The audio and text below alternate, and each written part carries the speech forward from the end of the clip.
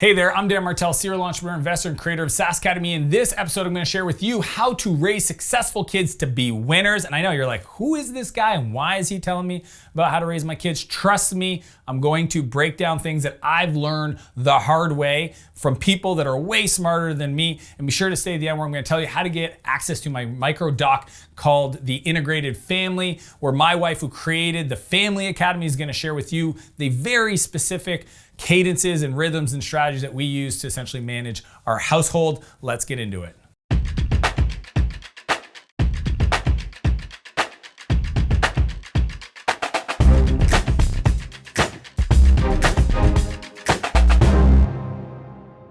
So this is crazy, but as an entrepreneur and a successful, wealthy person, my biggest fear having kids for a long time was that I wasn't going to be present for them, or when I have kids that I would inadvertently create and raise entitled children. That is literally, and for a long time I was like, maybe I'm not meant to have children. Maybe I shouldn't. Maybe like my drive and my obsession would be literally the worst circumstance to have kids into. And here's what I discovered.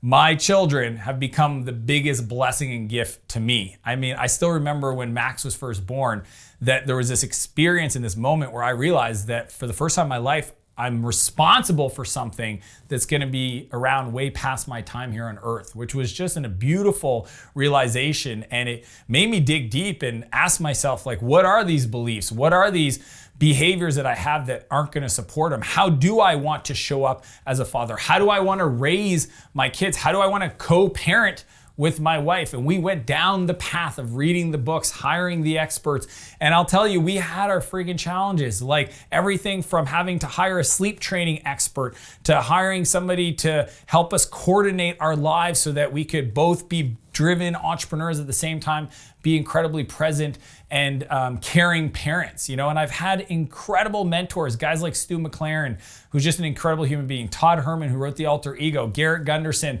who has this whole like family crest and family values strategy. These friends of mine have really inspired me to step up my parenthood so that I could be the best version and expression for my kids. What I want to share with you is 100% me standing on the shoulders of giants, and I'm going to teach you the big takeaways I learned from these incredible experts and mentors to help me raise kids that today, yes, they go through challenges, but I'm telling you, the downs are not as long anymore. The opportunity, the way they're showing up, the way they're developing as little boys is incredibly amazing. So I have two little boys, they're 7 and 8 today, but I'm going to share with you the lessons that I've learned that I think are quite unique. You've probably never heard them before, to really help me shape their ideas and be a great parent for them. Monkey see, monkey do. So if your kids are older and you feel like it's too past gone, trust me, it's not.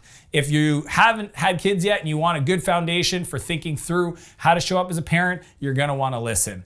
Here's what I got. Number one, the family name. So one of the things my buddy Todd Herman taught me a long time ago was the idea of what does it mean to be a Martell? What does it mean to be a Herman? And essentially, if you think about it, if you have values, if you want characteristics, if you want behaviors instilled, positive behaviors instilled into your children, then what you need to start talking about at an early age is what does it mean to be a Martell?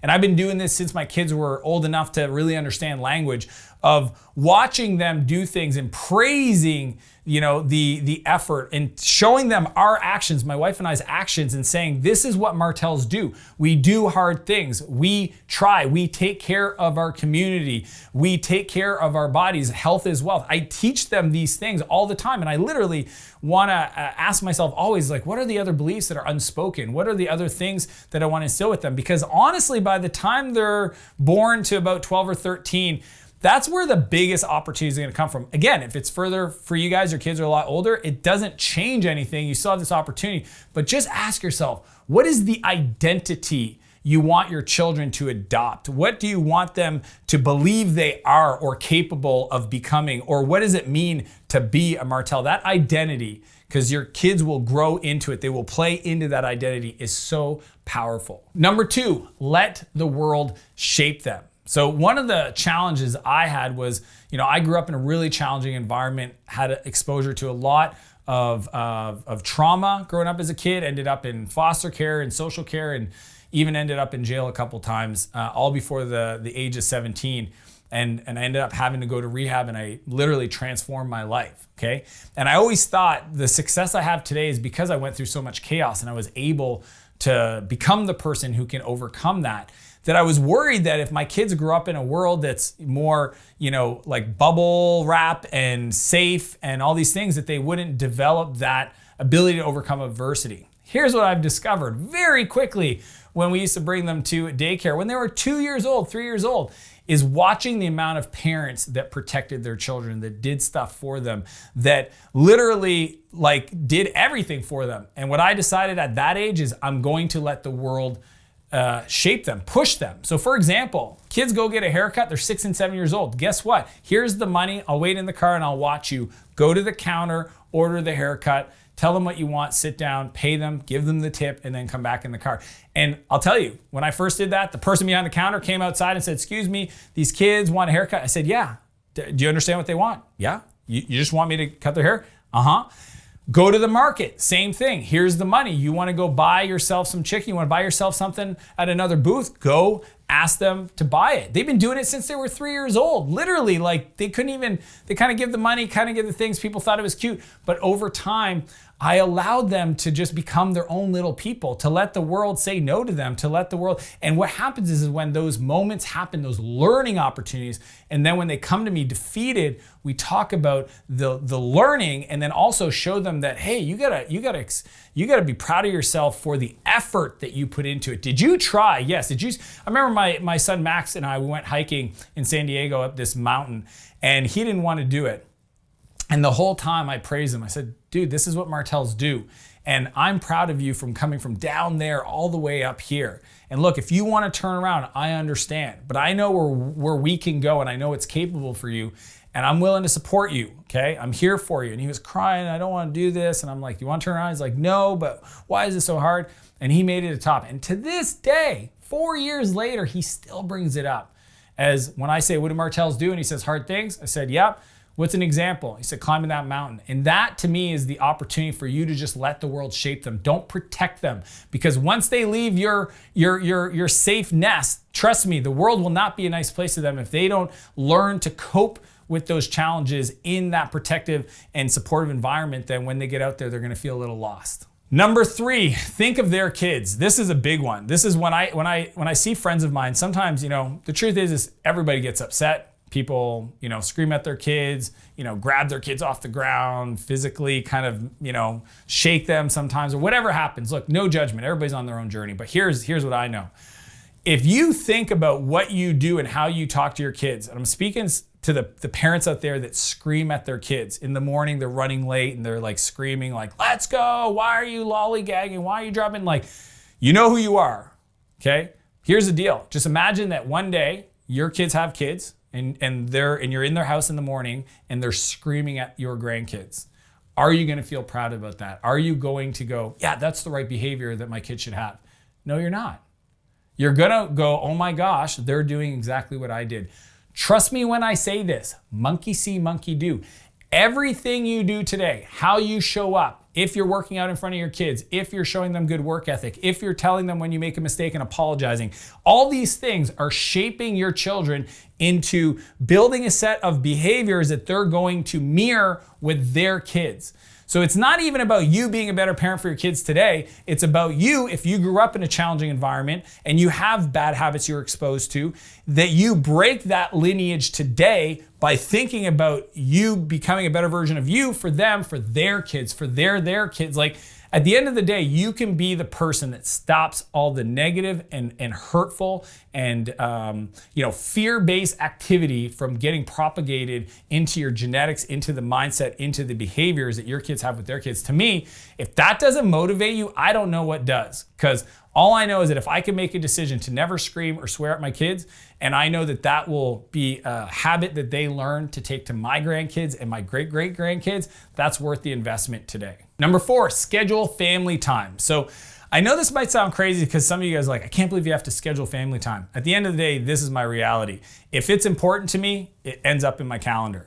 I always tell people, they're like, "My kids are important. Show me your calendar." Where are they? Where's the family time? Where's the play time? Where's the reading to them time? Where's the weekend getaways? Where is it? It's not in your calendar. Guess what? It's not important to you, because you know what is in there? Your business meetings and your other meetings and your boys' trips and your other stuff. So to me, important things get put in the calendar first so that everything else doesn't override it. So what does that look like in my life? We have weekly cadences, dinner every night together, date night with my wife. But I do that to show my kids that we're still dating, because I think it's important for you to be the example.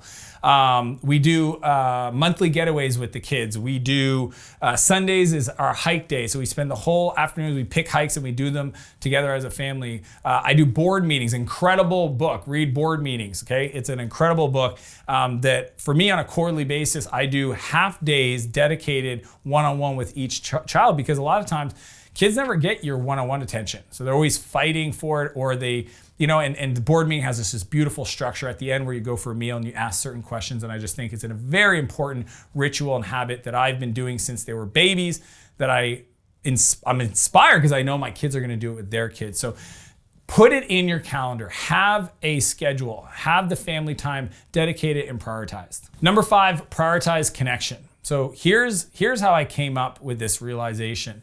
A friend of mine asked me this really great, powerful series of questions of like, if you only had 5 years to live, what would you change? And then I was like, oh, well, I'd change this and I prioritize that. Cool. And then he said, well, what if you only had 1 year to live? Whoa, 1 year, that's 12 months. That's not a lot of time. Well, I'd probably change this, change that. And he goes, what if you only had 1 week to live? Well, that's a heavy question. What would you want to do in that week? And I said, I'd probably want to get a big house on the side of a mountain or a beach, maybe both, maybe 3 days here and 4 days there. And I'd want to travel with my family and my immediate family. And I'd want during that time to teach them everything I've ever learned about life and tell them my story and maybe solve some conflicts that I might have had with whoever, whatever it was. But that was my 1 week answer. And then his question to me was, why haven't you done that yet? Ooh, that's a real good question. Why haven't I done that yet?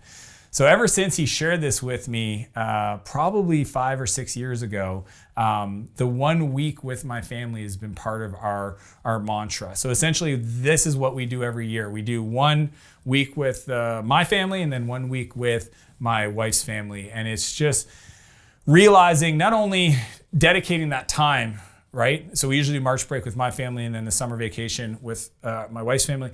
But it's also about asking myself, what do I want to teach my kids? What do I want to share with my brother-in-law's kids? Or what do I want to share with my nieces and nephews so that I feel good that I got it out? Because we don't know what tomorrow is going to bring. We don't know how much time we have left on this earth. And if you can just be more deliberate, even if you got that done in the next, whatever your answer to that, if you only had a week live, you could decide next 2 years, what would you want to do with that week? And just decide to schedule it and focus on it and get that done.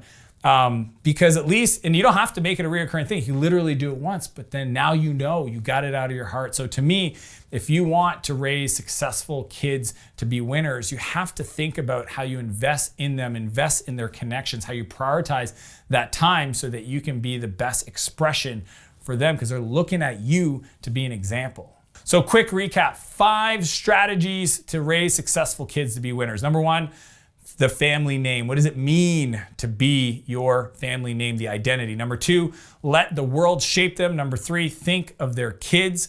Number 4, schedule family time. And number 5, prioritize connection. As I mentioned at the beginning of this episode, I want to share with you the micro doc. It's called The Integrated Family, and it's literally a day in the lives of my wife and I from a few years ago. So we look a little different. Our kids are a lot bigger, but it'll give you a sense of kind of the rhythm and flow of a Saturday morning. And literally, that's still to this day what we do on Saturday and where we spend it and the workouts and the market and all that stuff. It's still true today because we're always refining the flow and building good habits and cadences. And then also check out the Family Academy. It's my wife's side project. It literally was just her way of answering questions we were getting all the time around how we manage our entrepreneurial lives and our kids and ways to improve that. So the strategies are all on the Family Academy website. So you can click the link below to get access to both of those. And if you like this video, be sure to subscribe to my channel, share the video with anybody you think it could serve, and leave a comment. Let me know if you have any questions. As per usual, I want to challenge you to live a bigger life and a bigger business, and I'll see you next Monday. How to raise Successful winners, Sparta!